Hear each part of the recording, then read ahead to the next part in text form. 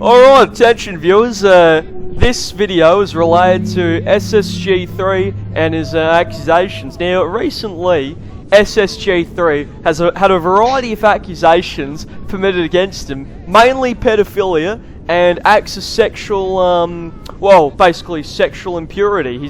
They claim he attempts to solicit nudes of minors, that he does all these things, which are just blatantly lies. They're just blatant lies. Now, the first bit of evidence that people are using is actually, in fact, contradictory. If we take a little gander at this, we can see, according to SSG3, sure, he's admitted to sexual misconduct, but in reality, he claims, he basically reiterates as of what. Now, if we have a little gander at this, he says that he's been possessed by the pedo spirit. Now, this is a common thing. Whenever you get possessed, you lose entire control of your body. You can't be in control of your actions by being possessed. Well, I mean, exactly. Like, if you look at precedents, for example, like, I believe the Jamestown suicide, the New Zealand shooting, 9/11 even, they were all reportedly possessed. Possession is a clear-cut, tangible, palatable thing in our society. That was all possession there. Yeah, exactly. I mean, if you have a look at someone like Charles Manson, Ted Bundy, you can, even in jail, they've admitted they weren't in control of their actions. It's a clear-cut, conspicuous thing. And just, if you don't believe me, type it up. Type up possessions, supernatural events occurring, or transpiring, and you'll see what I'm talking about. So, I full-heartedly believe him. A lot of people are claiming that this is just an ill-natured lie, you know, basically him just trying to shove these acts under the rug. But I genuinely believe him, because this isn't like a common clear-cut lie, is it? This is a very peculiar way. It's an anomaly. People don't say that they've been possessed by a pedo spirit when they commit sexual misconduct. And I just want to reiterate, sexual misconduct, that is incredibly ambiguous. That doesn't outright show that he's a pedophile. Now, we've compiled the whole list of evidence, as I was saying, so if we have a little gander here as well. It says right here, he's doing another announcement. What he says, he claims that amnesia is the main cause. He's unable to remember his past. And I mean, a lot of people are claiming this is just a bullshit lie, but in reality, amnesia is a very tangible thing in society. It's a very, I mean, everyone gets it. Like, I've got grandparents that have amnesia, or they've got difficulty remembering things. So, it's not really far-fetched to believe this. I mean, in regards to the pedophilic accusations, he doesn't outright say they committed a pedophilic act. He solely states that he's done, that he's got amnesia.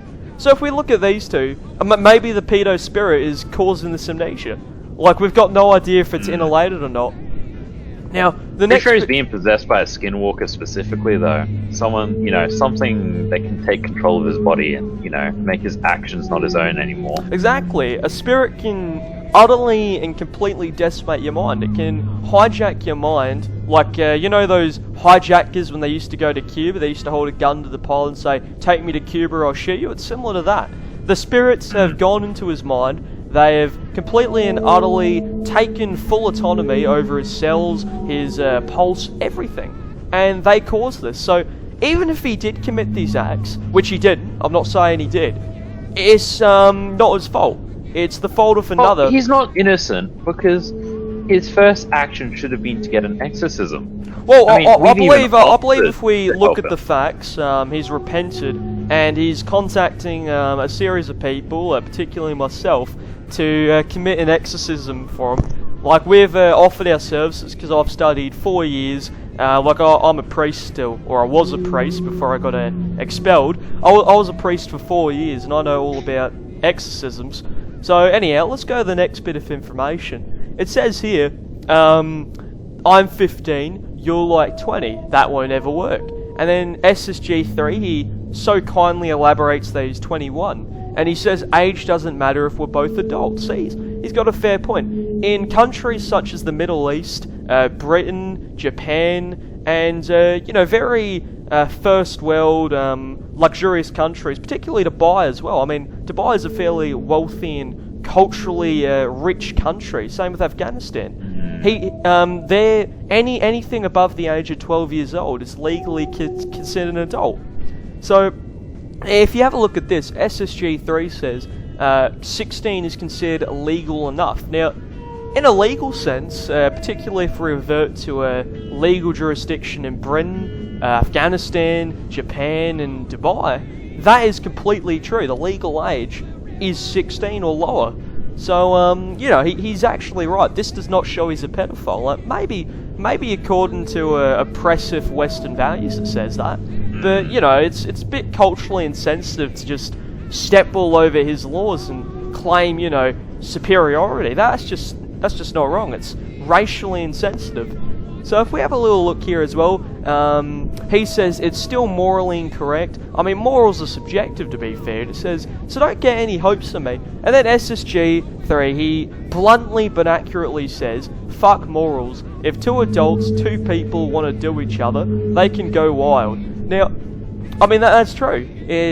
Nothing, not even law, should separate the boundary of love. Now, if we continue, Haribo says, you're 21 at the moment. How old was this T-person? SSG3 says, let me just DM this part. Now, some people have been saying this clear-cut shows that he's a pedophile, but in reality, I think it just determines that he's a reasonable and private person.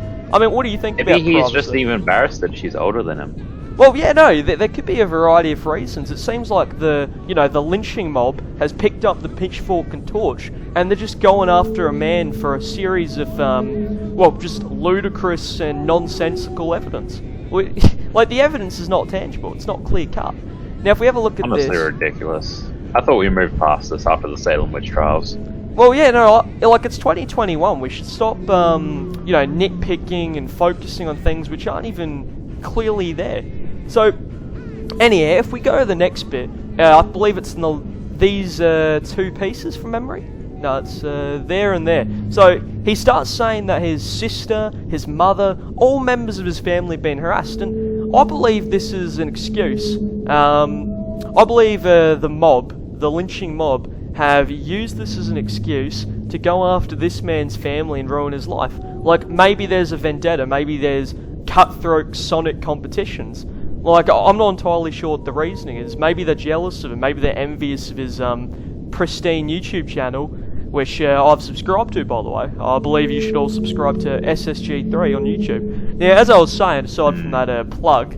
That's true. Yeah, exactly, so true. So, if we have a little look at this, a whole bunch of people are threatening his sister, they're threatening his mother, they're saying all sorts of accusations and lies. This is just a targeted attempt to ruin an innocent man's life. And it might even be racist, because I believe he's British, I mean. Now, I think a lot of people have a cultural prejudice to Britons, and I think this might be evidence of that.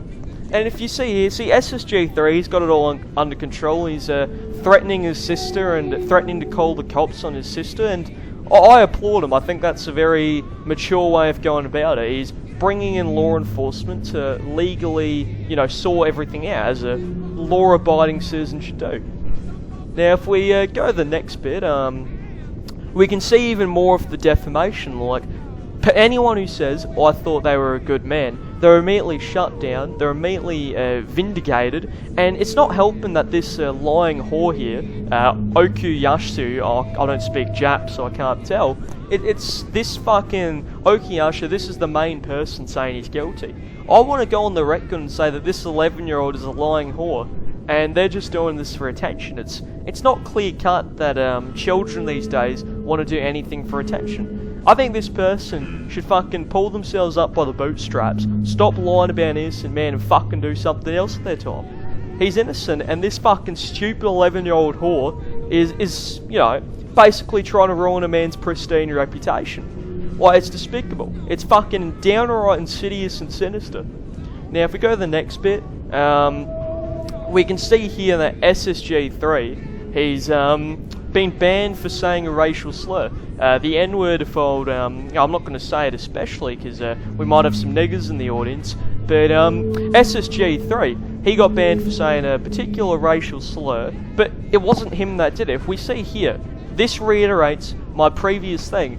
He's been possessed by a ghost, and I believe that has a name. It's called Sebastian. So, hang on, is that the evidence? Something about sister. There we go. So if we have a little look here, he claims that the ghost has exploited his susceptibilities, his lack of friends, lack of social interaction, and that's understandable because of lockdowns.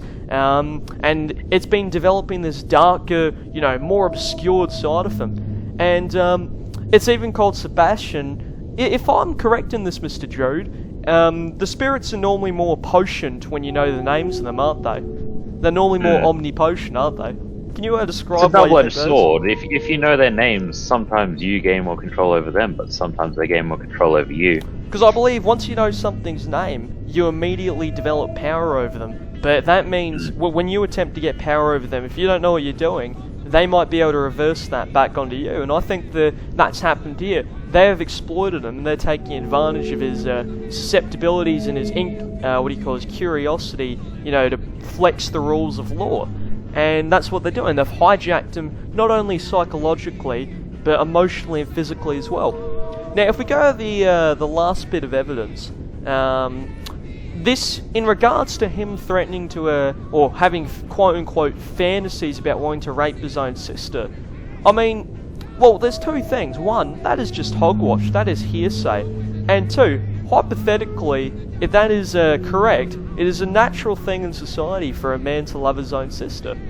I mean, it's a natural thing. It's called bonding. It's called family bonding. So it's very common in Brazil, for example.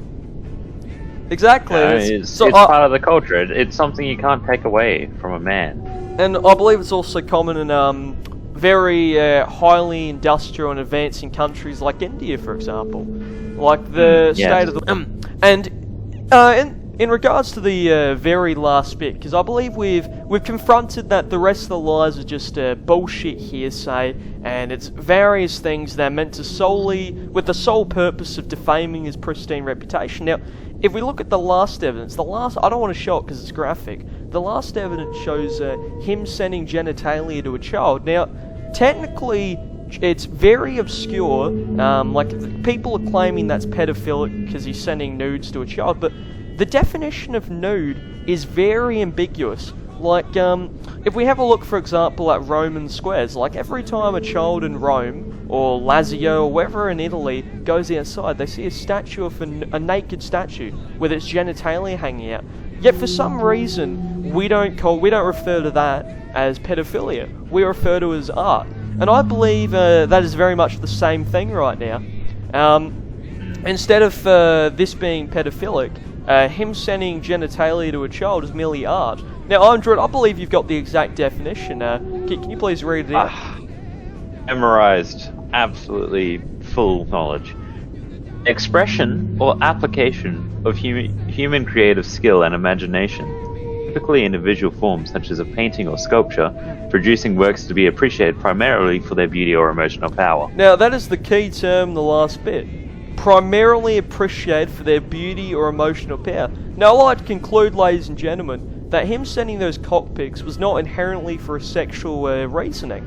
It was inherently to evoke a sense of beauty and wonder within the individual. So anyone saying otherwise, they obviously have some type of insidious ulterior motive. And with that in mind, I'd like to conclude this. Thank you, ladies and gentlemen. I hope everyone has an open mind now. I hope everyone's reviewed this with an open mind and now knows that SSG3 is innocent. Completely and utterly innocent.